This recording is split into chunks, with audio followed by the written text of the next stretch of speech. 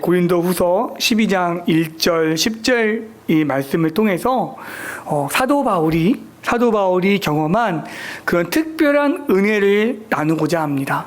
그리고 그가 고난에 대해서 어떻게 이야기하고 있는지 주시는 말씀 가운데 함께 은혜를 나누고자 합니다. 본문 말씀은 우리가 이 땅을 살아가면서 마주해야 하는 어쩔 수 없는 약함이 있고요. 어쩔 수 없는 고통이 있습니다. 이런 것들을 우리가 어떻게 받아들이고 또 어떤 마음으로 이 땅을 살아가야 할지에 대해서 우리에게 깊게 생각하게 해주는 그러한 말씀입니다. 첫 번째 12장 말씀을 보게 되면 환상이 나와요. 사도 바울이 본 너무나 놀라운 환상이 처음 부분에 나오게 됩니다.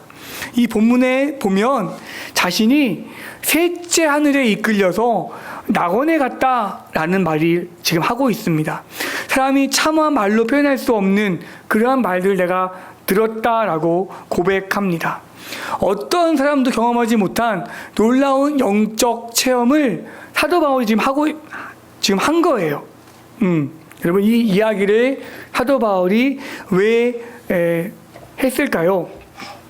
당시에 고린도 교회에서는 이 사도 바울의 어떤 사도직을 깎아내리려고 하는 그러한 거짓된 사도들이 있었습니다.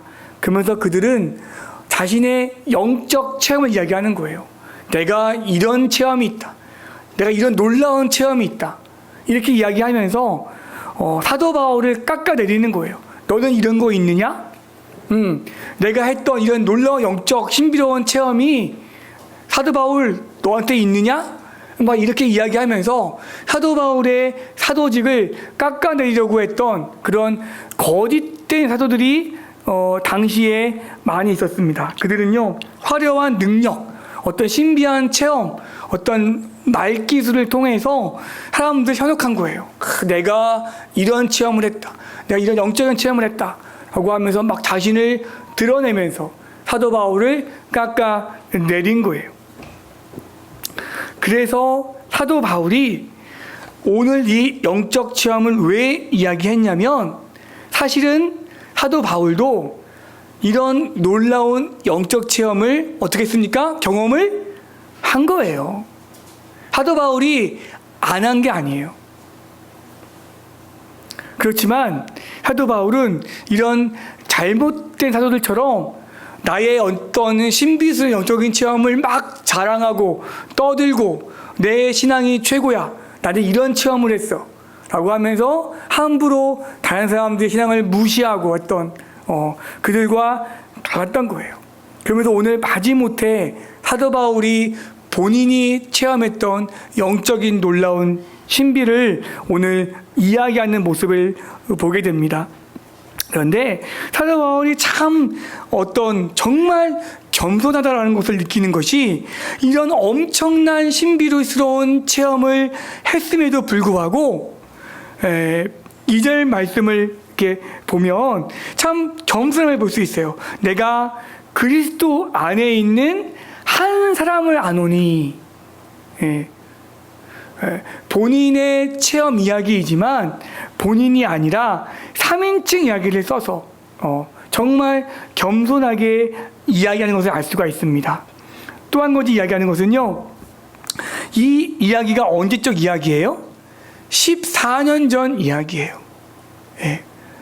보통 사람 같으면은 이러한 체험을 했으면 막 그냥 이렇게 이야기하지 않았겠습니까? 사도 바울은 그렇게 하지 않은 거예요. 본인의 이 신비로운 체험을 간직하고 있었던 거예요. 그러다가 너무 많은 잘못된 선지자들이 잘못된 환상에 대해서 이야기하고 잘못된 어떤 것도 이야기하니까 어쩔 수 없이 본인의 어떤 경험했던 그런 신비스러운 이야기를 하고 있는 거예요. 여기에 1절 버튼 보니까 같이 보겠습니다. 1절 말씀 같이요. 시작. 하나마 내가 부득불 자랑하노니 주의 환상과 계시를 말하리라. 무익하나마 내가 부득불 자랑하노니. 그 당시에 수많은 잘못된 선지자들이 하니까 이제 본인이 이야기를 하는 겁니다. 그러면서 2절 말씀 같이요. 다시 시작.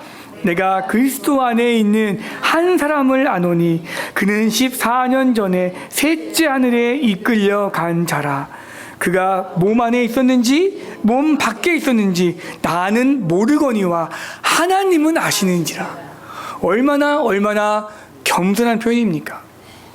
사람들이 이렇게 앞에 서서 자신의 어떤 그 신앙 간증 또는 어떤 환상을 이야기할 때 나도 모르게 이렇게 이렇게 과장된 표현을 하고요. 또 조금 더 자신을 드러내고 내가 얼마나 우월한 사람인지를 이렇게 드러내서 간증을 하고 또 많이 그렇게 하는 모습을 보지 않습니까? 그런데 사도 바울은 자신의 환상 이야기를 할 때에도 정말 철저하게 이렇게 절제해 가면서 본인의 환상 이야기를 하는 것을 우리가 볼 수가 있습니다. 나는 모른다. 단지 누가 아신다? 하나님만은 아신다. 라면서 지금 본인의 환상 이야기를 하고 있는 것입니다. 여기서 말하는 셋째 하늘이 어떤 하늘입니까? 셋째 하늘. 셋째 하늘이 있으려면 뭐가 있어야 되죠?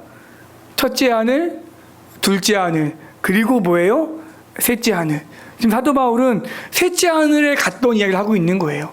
그럼 첫째 하늘은 무엇입니까? 새가 다니는 그런 공중을 첫째 하늘로 이야기를 합니다. 새가 날아다니는 그 하늘이 첫째 하늘. 그럼 둘째 하늘은 무엇입니까? 해와 달과 별이 있는 그런 궁창을 둘째 하늘이라고 이야기를 합니다. 그럼 사도 바울이 말하는 셋째 하늘은 무엇입니까? 어디죠? 그렇죠. 천국을 말하고 있는 거예요. 천국. 하나님이 계시는 곳. 바로 그 천국을 지금 사도 바울이 경험을 하고 갔다 온 거예요. 천국을 경험하고 온 오늘 이 사도 바울이 본인의 환상의 이야기를 하고 있는데 얼마나 절제돼서 얼마나 본인을 드러내지 않고 본인의 환상 이야기를 하고 있는지 이 말씀 가운데 너무나 잘 나와 있어요. 거룩하고 영광스럽고 신비로운 환상을 몸소 체험하고 왔던 오늘 이 사도 바울. 그가 낙원으로 이끌려 4절 말씀 같이 보겠습니다. 3절 4절 같이 볼게요. 3절 4절 같이요. 시작. 내가 이런 사람을 아노니 그가 몸 안에 있었는지 몸 밖에 있었는지 나는 모르거니와 하나님은 아시느니라. 그가 낙원으로 이끌려 가서 말로 표현할 수 없는 말을 들었으니 사람이 가히 이르지 못할 말이로다. 아멘. 그가 천국을 경험하고 온 거예요. 얼마나 신비로운 경험을 하고 왔는지 몰라요. 하지만 그가 그 안에서 늘 하는 말이 있어요. 나는 모르거니와 누군 아신다고요? 하나님은 아신다. 그가 얼마나 철저하게 겸손하고 또 겸손하게 자신의 천국의 그런 경험을 이야기하고 있는지 얼마나 이 말씀 가운데 잘 드러나지 않겠습니까? 사람이 가히 이르지 못할 체험을 하고 그는 왔습니다. 그는요, 이런 영적 신비로운 체험이 행여 본인이 높아질까봐 두려웠던 거예요. 본인이 막, 나 이런 사람이야 라고, 나 이렇게 신앙인이야 라는 것이 높아지고 두려울까, 너무나 두렵고 떨림으로 지금 이야기를 하고 있습니다. 그러면서 하는 이야기가 무슨 이야기예요? 육체의 가시 이야기를 본인이 지금 하고 있습니다. 하나님께서 내가 너무 교만하지 않기 위해서 나에게 육체의 가시를 주셨다. 이거를 지금 나의 환상 이야기를 하면서 더불어 같이 하고 있는 거예요.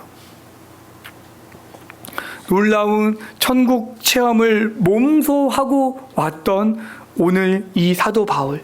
사도 바울은 이 신비스러운 체험을 이야기하면서 동시에 자신의 약함에 대해서 이야기를 하고 있습니다. 그래서 오늘은 이 말씀을 중심으로 해서 이 약함, 사도 바울이 이야기했던 이 약함이 어떻게 구약에 사용되어지는지를 함께 보려고 합니다. 사도 바울은 자신이 본 이 놀라운 환상과 이 계시를 통해서 자랑하지 않고 오히려 내가 자랑할 것은 뭐다? 나의 약함이다 라고 이야기하는 거예요.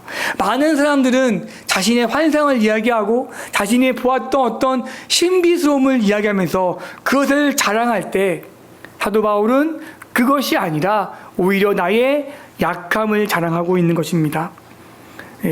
세상의 논리와는 철저히 반대되는 거예요. 세상의 논리는 강한 것을 추구합니다. 그리고 본인의 약함을 감추려 합니다. 그런데 사도 바울은 그렇게 하지 않았습니다. 자신의 질병, 자신의 고난, 내가 받았던 박해, 육체적, 정신적 약함을 내가 기뻐하고 자랑한다라고 말하고 있는 것입니다. 왜 그랬을까요? 왜 사도 바울은 나의 약함을 자랑한다라고 지금 고백하고 있을까요? 첫째로는 이 약함이 본인의 교만을 막고 있는 장치다라고 이야기하고 있습니다. 바울은 셋째 하늘, 천국, 하나님과 함께함을 경험했던 놀라운 신비로운 체험을 했던 사람입니다. 만약 사도 바울이 그에게 육체적인 가치가 없었다면 자신의 영적인 체험, 그리고 본인의 어떤 성공적인 삶, 본인의 학력, 본인의 학식, 본인의 지식 이런 것들로 인해서 정말 놀라울 정도로 나는 교만해졌을 거다. 그렇기 때문에 그 교만을 내가 막기 위해서 하나님은 나에게 약함을 주셨다. 왜냐하면 성경은 늘 이야기하고 있습니다. 교만이 얼마나 안 좋은지에 대해서. 교만한 자가 얼마나 하나님과 사이를 가로막는지에 대해서 성경은 누누이 말하고 있습니다.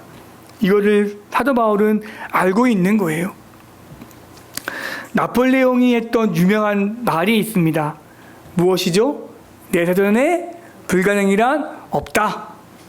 제가 초등학교 때 표준 전과인지 동화 전과인지 잘 모르겠는데 백마를 탄 나폴레옹이요. 그 말을 타고 쫙 올라가면서 이 말이 쓰여 있어요. 내 사전에 불가능이란 없다. 이게 엄청난 자신감의 표현이죠. 그러니까 초등학생들이 보는 전과에 이게 실려 있죠. 그런데 자칫 잘못하면 이것은 자신감이 아니라 무엇입니까?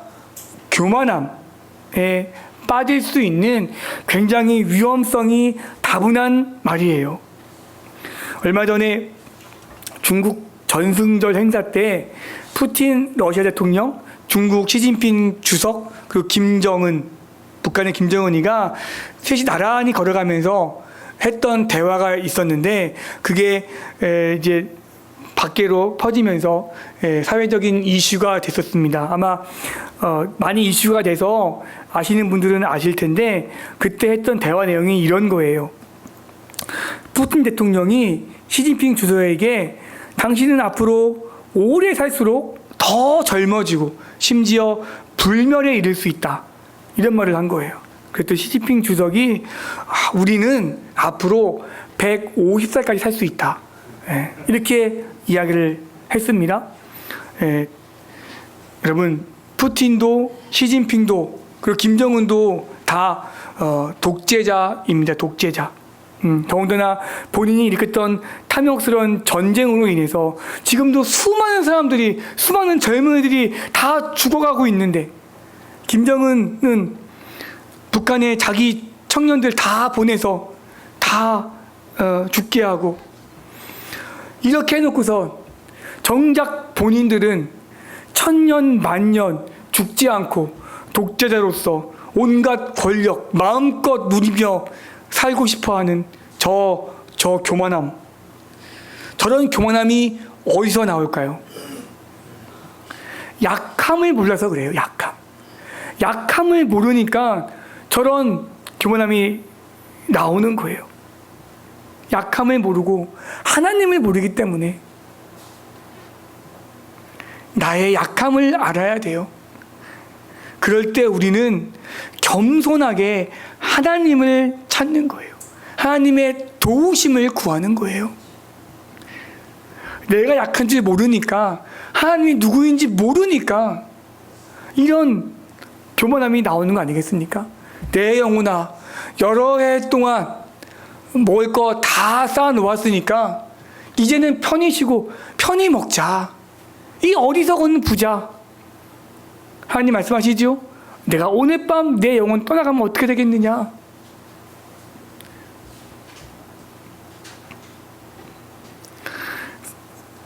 구절 말씀에, 오늘 본문 9절 말씀에 이런 말씀이 있습니다. 이는 그리스도의 능력이 내게 머물게 하려 함이라. 아멘. 여러분, 이는 그리스도의 능력이 내게 머물게 하려 함이라 말씀하고 있는데요. 여기에서 이 이는은 무엇을 말하겠습니까? 이는이 뭘까요? 약함. 뭐라고요? 약함. 이 약함이 있어야 뭐가 있다고요? 그리스도의 능력이 내게 머물게 한다. 이 머문다는 헬라어로 동사인데 천막을 친다는 뜻이에요. 이 머문다가 천막을 친다, 그런 뜻이 있습니다. 헬라어로. 다시 말하면 텐트가 우리 머리 위에 드리워져서 비바람을 막아주듯이 그리스도의 능력이 바울의 약함 위에서 그를 덮어주고 있다는 얘기예요. 이는, 약함은 그리스도의 능력이 어떻게 해요? 내게 머물게 하려 함이라. 우리의 약함은 하나님의 능력이 임할 수 있는 빈 공간을 만들어주는 거예요. 우리의 부족함과 무능력함이야말로 하나님의 능력이 가장 잘 드러나는 통로가 되는 것입니다. 그러기에 사도 바울은 빌립보서에 이렇게 고백하고 있습니다. 뭐라고요? 내게 능력 주시는 자 안에서 내가 모든 것을 할 수 있느니라. 아멘이지요? 아멘. 나는 부족하고 나는 능력도 없고 그래서 나는 세상을 살아가는데 늘 힘이 들지만 그렇지만 나에게 능력을 주시는 바로 그분 예수 그리스도를 통하여 나는 넉넉히 승리하며 살아갈 수 있습니다. 아멘. 지금 이러한 고백을, 이 엄청난 환상, 충분히 높아질 수 있고 우쭐될 수 있고 나의 학력과 나의 모든 지적 능력으로 높아질 수 있는 이런 사도 바울이 지금 나의 약함을 이야기하면서 이러한 고백을 하고 있는 것입니다. 내 사전에 불가능이란 없다. 하나님 없는 자신감. 언제까지 이러한 자신감이 이어질까요? 푸틴, 시진핑, 김정은 이런 독재자들의 이런 자신감이 언제까지 이어질 것 같습니까? 성경에 보면요, 하나님 없이도 바벨론이니 아수르니 이런 강대국들이 있었어요. 네. 그래서 끊임없이 하나님 백성들을 괴롭히고 끝내는 멸망시키지 않았습니까? 이런 바벨론이니 이런 아수르니 이런 교만함이 하늘을 찔렀지만 지금 보십시오. 흔적도 없이 사라졌습니다. 내게 능력 주시는 자 안에서 내가 모든 것을 할 수 있느니라.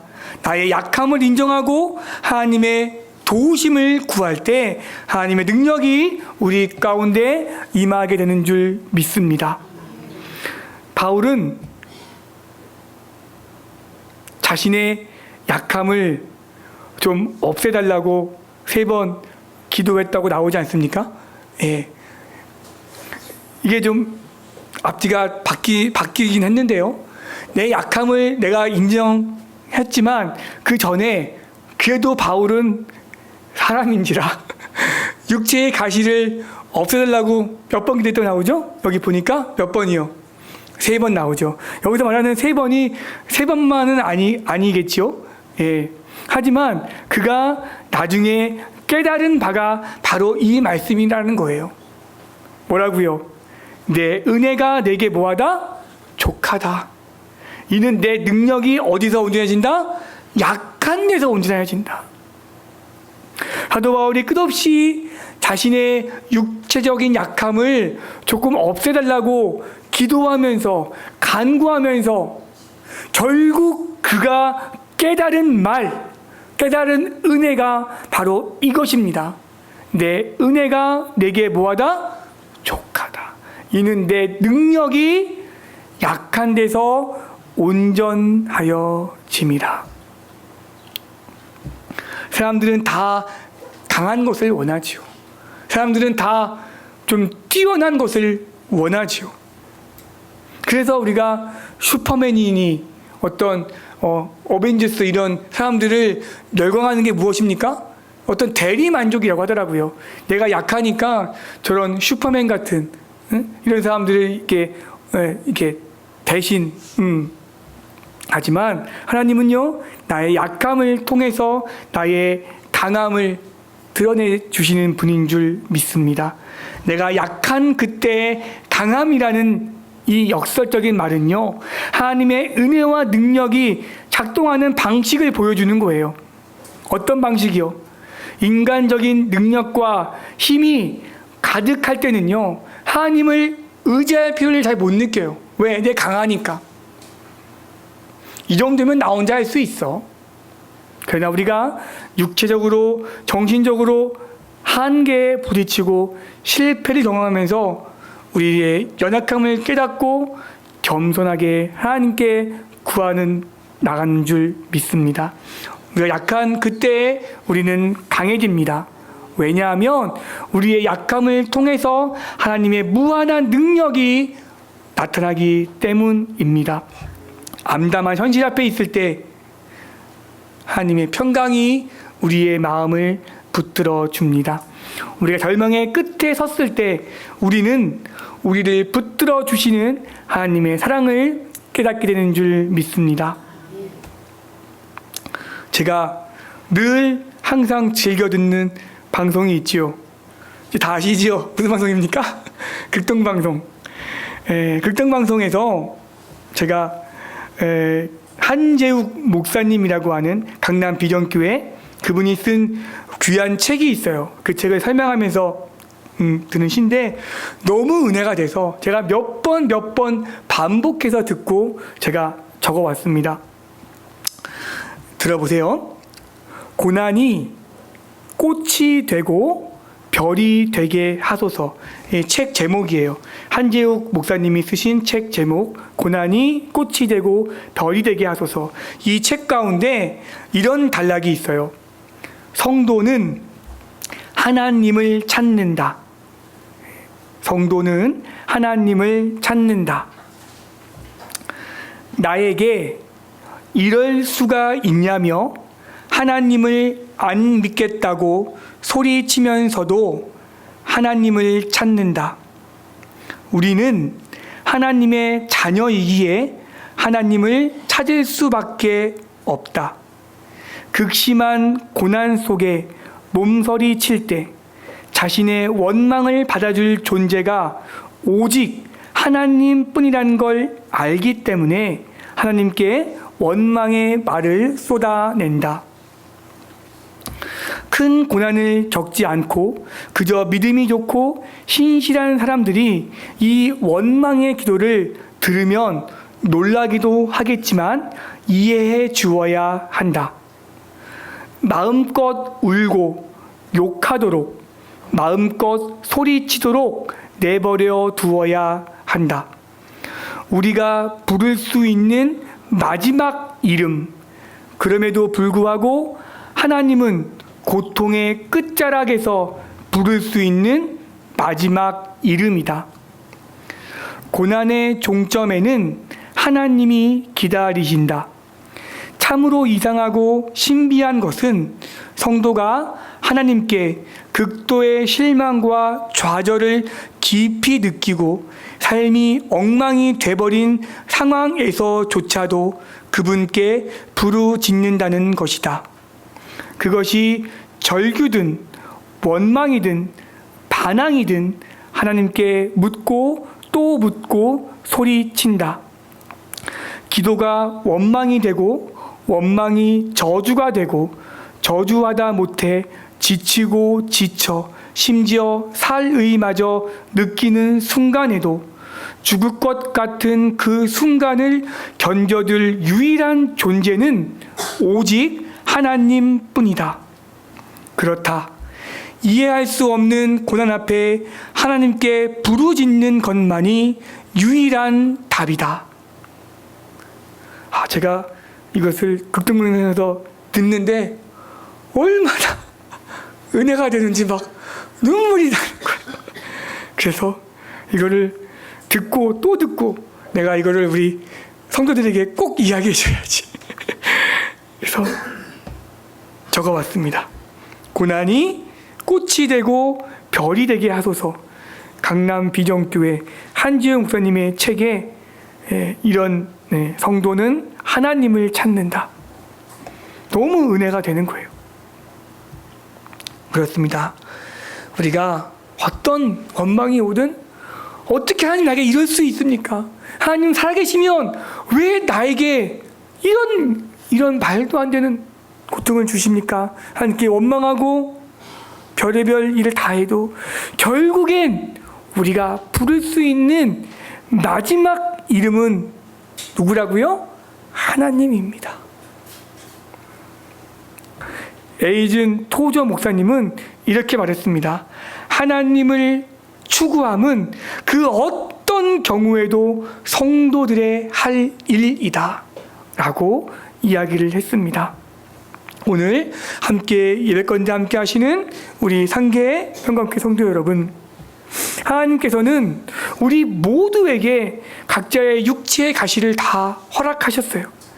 그것이 해결되지 않는 질병일 수도 있고요, 끊임없는 경제적인 어려움일 수도 있고요, 내 마음을 짓누르는 어떤 깊은 우울증일 수도 있어요. 깊은 슬픔일 수도 있고요, 때로는 깨어진 관계 때문에, 어떤 실패의 기억 때문에 이런 모든 것들이 자꾸만 우리를 약하게 만드는 거예요. 약하게 만드는 거예요. 그러나 오늘 사도 바울의 고백을 기억하시기 바랍니다. 나의 약함은 부끄러워하거나 숨기는 것이 아니에요.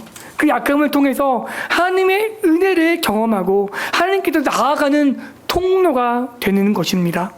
약할 때 우리는 기도하게 되고요, 약할 때 비로소 우리는 주님을 찾게 됩니다. 마태복음 9장에 보면 예수님이 이런 말씀을 하세요. 건강한 자에게는 누가 쓸데없습니까? 의사가 쓸데없고 병든 자에게라야 쓸데있느니라. 주님, 그렇습니다. 저는 약하고 병든 자입니다. 그래서 주님이 반드시 필요합니다. 이러한 고백이 우리의 고백이 될 줄 믿습니다. 말씀을 마치면서 우리 예수님이 십자가에 돌아가시면서 마지막에 한 말씀이 무엇입니까? 하나님, 내 영혼을 받아주옵소서. 스데반 집사가 돌에 맞아 죽으면서 한 말이 무엇입니까? 하나님, 내 영혼을 받아주옵소서. 삶의 끝자락에, 삶의 마지막 순간에 결국 우리가 고백할 이름 무엇입니까? 하나님 아닙니까? 하나님, 내 영혼을 이제 받아주옵소서. 삶의 끝자락에 결국 우리가 부를 마지막 그 이름, 하나님, 나의 영혼을 받아 주옵소서. 하나님, 나에게 이럴 수 있습니까? 하나님 살아계시면 나에게 어떻게 이렇게 할 수가 있습니까? 라고 원망하면서도 결국 우리가 부를 마지막 이름은 하나님입니다. 나의 약함을 아시고 나의 약함 가운데 역사하신 하나님, 그 하나님을 오늘도 내가 의지하며 살아가는 줄 믿습니다. 기도하겠습니다.